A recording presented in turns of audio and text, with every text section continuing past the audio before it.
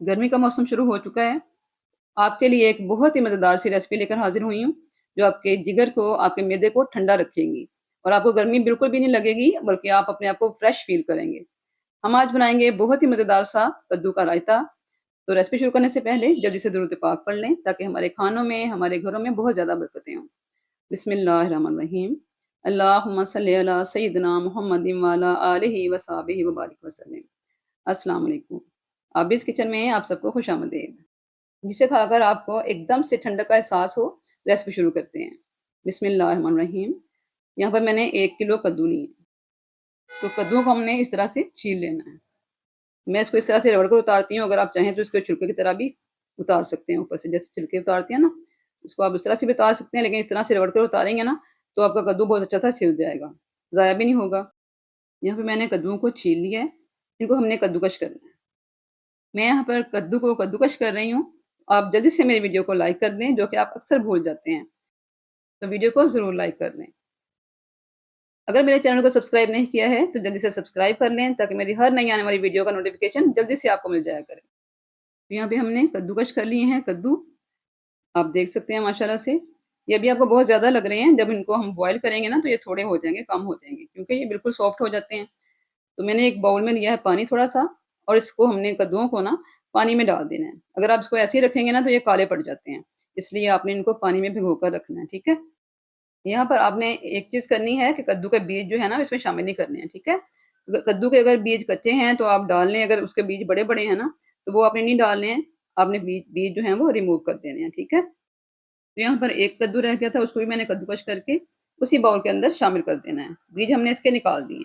बीज आपने इसमें नहीं डालने हैं, जो मोटे-मोटे बीज होते हैं ना, वो तो बिल्कुल ही नहीं डालने हैं, ठीक है? कच्चा बीज आप डाल सकते हैं। तो यहाँ पे मुझे पानी थोड़ा लग रहा था, मैं इसमें और पानी डाल रही हूँ।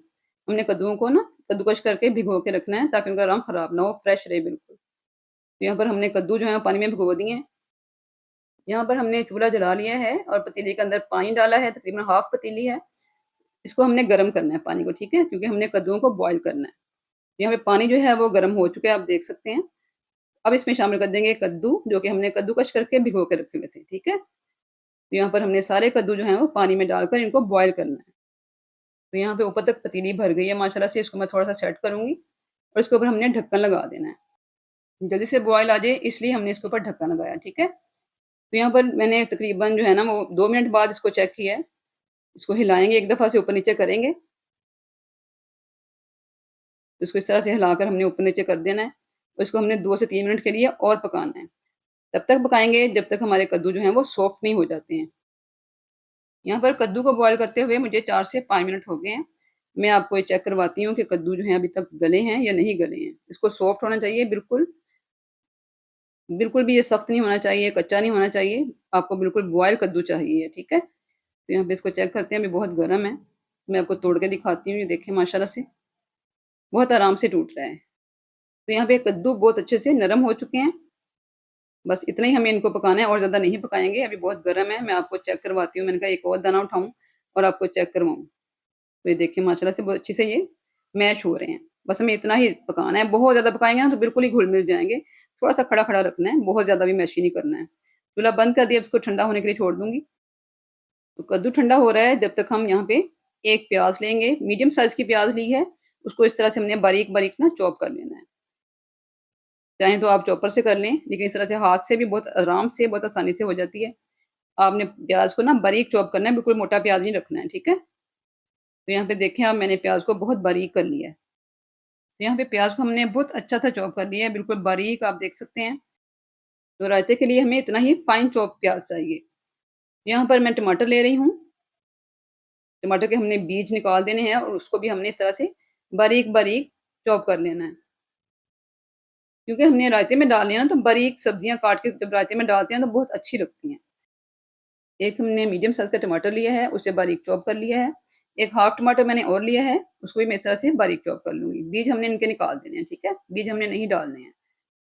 अगर आपको टमाटर पसंद है तो ठीक है, अगर नहीं आप पसंद करते ना, तो आप इसको स्किप भी कर सकते हैं। प्याज़ को और टमाटर को हमने बारीक चॉप कर लिया है। यहाँ पर मैं एक बाउल के अंदर रखूँगी छन्नी, और जो हमने बॉयल किया है ना कद्दू, उसको हम इस तरह से छन्नी में निथार लेंगे। यहाँ पर छन्नी में डाल के हम सारा पानी इसका निथार लेंगे, क्योंकि इसमें बिल्कुल भी पानी नहीं होना चाहिए। हम इसको बिल्कुल पानी निचोड़ के इस्तेमाल करेंगे, ठीक है? हम रायते में कद्दू डाल रहे हैं ना, तो बिल्कुल खुश्क होना चाहिए। तो यहाँ पे इसको मैंने ठंडा कर लिया है, ठंडा करने के बाद इस तरह से हमने हाथों के साथ इसको दबा-दबा कर इसका सारा पानी निकाल देना है। यहाँ पे मैं कद्दूओं का पानी निचोड़ रही हूँ। आप मुझे बताएँ कि आप मेरी वीडियो कहाँ-कहाँ से देख रहे हैं? किस शहर से देख रहे हैं? किस मुल्क से देख रहे हैं? मुझे जानकर खुशी होगी। तो ये देख लें मैंने सारे कद्दू है ना, इस तरह से निचोड़ लिए हैं। पानी उसका निचोड़ के इस तरह से हमने इसकी मुठियाँ बनाकर रखनी हैं। तो इनको हमने सेव करना है फ्रिज में क्योंकि सारा तो नहीं ना हमने इस्तेमाल करना है। इस तरह से मैं बनाकर रख लेती हूँ गर्मियों के लिए। जब दिल चाहता है निकालते हैं और हम इसका रायता बना लेते हैं। बहुत आसानी से बन जाता है। कद्दू बॉयल करने नहीं पड़ते हैं, कद्दू बॉयल करके पहले रखे होते हैं, इनको फ्रीज़ कर लेती हूँ और जब भी दिल करता है निकालती हूँ और रायता बना लेती हूँ। तो गर्मियों में तो कद्दू का रायता बहुत ही पसंद आता है और रिफ्रेशिंग बहुत होता है हमारे मैदे के लिए, हमारे जिगर के लिए, हमारी गर्मी दूर करता है, हमें ठंडक पहुँचाता है। तो यहाँ मैं इसको स्टोर कर रही हूँ फ्रीज़र में, जब भी दिल चाहे निकालेंगे और इस्तेमाल करेंगे। एक बाउल लेंगे, बाउल में डालेंगे 1 प्याली दही। मैंने यहाँ पे घर का जमा हुआ दही इस्तेमाल किया है, आप चाहें तो बाज़ार वाला भी इस्तेमाल कर सकते हैं। दही को मैंने काँटे की मदद से अच्छी तरह से फेंट लिया है। इसमें शामिल करूँगी कद्दू, जितना आपने रिक्वायरमेंट है ना, जितना बनाना है उस हिसाब से मैं यहाँ पे 2 टेबलस्पून भर के डाल रही हूँ, ठीक है? 1 चम्मच डालेंगे इसमें कटा हुआ टमाटर और 1 चम्मच ही इसमें शामिल कर दूँगी प्याज़ का। इस तरह से फाइन चॉप की हुई हमने सब्जियाँ इसमें डालनी है, ठीक है? तो पहले हम सब्जियाँ जो हैं वो दही में अच्छी तरह से मिक्स कर लेंगे। कद्दू हमने निचोड़े हुए हैं ना, थोड़े से इकट्ठे हुए थे, उनको अच्छी तरह से हमने खोल लेना है, काँटे की मदद से अच्छी तरह से फेंट लेना है। तो सारी सब्जियाँ हमने अच्छी तरह से मिक्स करनी है, ठीक है, दही के अंदर। अब इसमें कुछ मसाले डालेंगे। ये है काली मिर्च हाफ़ टी स्पून, ज़ीरा है हाफ़ टी स्पून, नमक है हाफ़ टी स्पून। तो नमक आप अपने हिसाब से कम-ज़्यादा कर सकते हैं।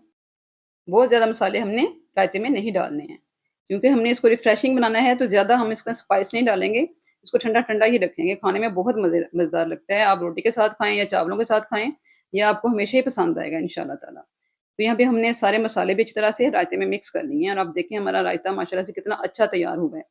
ना बहुत ज़्यादा पतला है और ना ज़्यादा थिक है। देख रहे हैं आप? बस इस तरह का ही होना चाहिए। तो यहाँ पे हमने रायता बना लिया है, इसको सर्व करूँगी एक मिट्टी के प्याले में। गर्मी का मौसम है तो मिट्टी के बर्तनों में जब हम कुछ खाते हैं ना, हमें और ज़्यादा सूदिंग लगता है। ठंडा-ठंडा कद्दू का रायता हो और वो भी मिट्टी के प्याले में, तो खाने का मज़ा ही दुबाला हो जाता है। यहाँ पे मैं इसको गार्निश करूँगी क्योंकि मैं वीडियो बना रही हूँ। तो आप जब खुद अपने लिए बनाएँ तो ज़रूरी नहीं है कि आप गार्निश करें, लेकिन गार्निश करके रखा हो ना, तो खाने को और ज़्यादा दिल करता है, देखने वाले का दिल करता है, ये क्या बना है, हम भी ज़रूर खाएँ।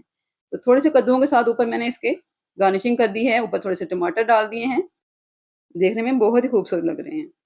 यहाँ मैं इसमें थोड़े-से ऊपर से स्पाइसेस भी डाल दूँगी, काली मिर्च इसके ऊपर थोड़ी-सी छिड़क देंगे इस तरह से, चुटकी के साथ आपने 1 चुटकी काली मिर्च डाल देनी है और अपने इसी तरह से थोड़ा-सा हमने इसके ऊपर ज़ीरा भी डाल देना है।